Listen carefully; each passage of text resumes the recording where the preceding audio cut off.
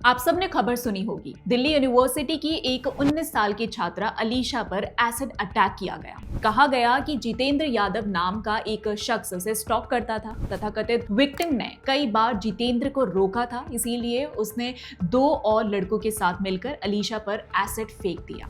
अब latest update सुनिए, ऐसा कुछ भी नहीं हुआ। पूरा मामला एक स्क्रिप्ट था जो लिखी थी एलिज्ड विक्टिम अलीशा के अब्बा हुजूर अकील खान ने खुद को बचाने के लिए।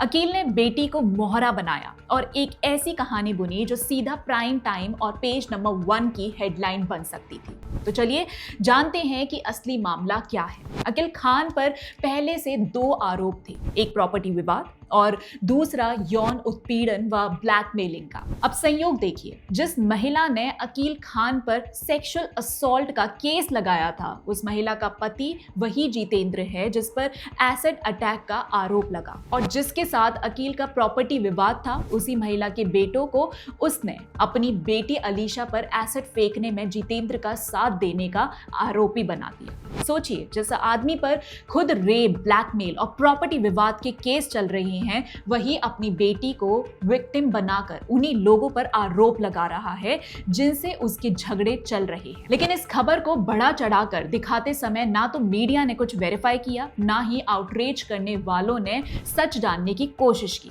अगर ये बदले की भावना का मामला बताया जाता तो कहानी में थोड़ा दम भी होता, लेकिन यहाँ बताया गया कि ये मामला छेड़छाड़ का था। अकील खान को लगा कि ये वाला नैरेटिव ज्यादा बिकेगा, इसीलिए उसने यही मीडिया को परोसा।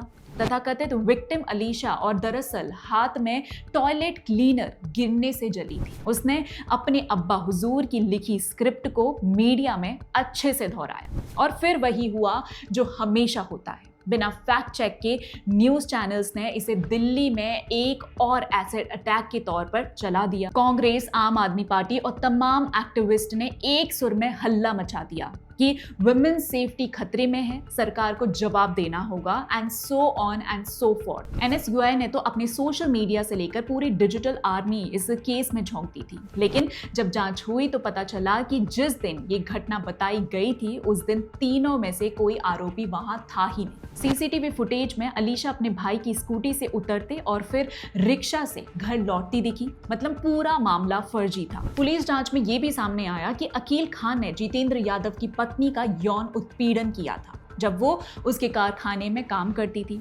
अकील ने उसका वीडियो बनाकर ब्लैकमेल भी किया था, और जिन 2 भाइयों पर एसिड अटैक में शामिल होने का आरोप लगाया गया, उनकी मां ने बताया कि असल एसिड अटैक तो 2018 में उनके ऊपर हुआ था, ना कि अब। इन दोनों मामलों, प्रॉपर्टी विवाद और यौन शोषण से खुद को बचाने के लिए अकील ने ये कहानी गढ़ी और अपनी बेटी को मोहरा बना दिया। उसका प्लान था खुद को विक्टिम फैमिली बनाकर असली पीड़ितों को कटघरे में खड़ा कर देना। जब सीसीटीवी और जांच में सच्चाई सामने आई तो वही एक्टिविस्ट, वही पार्टी वाले और वही वोक स्क्वाड जो वुमेन सेफ्टी के नाम पर डिजिटल वॉर छेड़ चुके थे, अचानक साइलेंट मोड में चले गए। क्योंकि अगर वे अब कुछ बोलते तो मानना पड़ता कि अकील खान की स्क्रिप्टिंग कला वाकई गजब की थी, और ये भी कि विक्टिमहुड का कार्ड कैसे खेला जाता है। इस केस में जो पैटर्न दिखा वही पैटर्न दुनिया के बाकी हिस्सों में भी चलता है। कश्मीर से लेकर पैलेस्टीन तक हर जगह आरोपी खुद को विक्टिम साबित कर देता है, और मीडिया, एक्टिविस्ट और पॉलिटिकल ब्रिगेड बिना सोचे समझे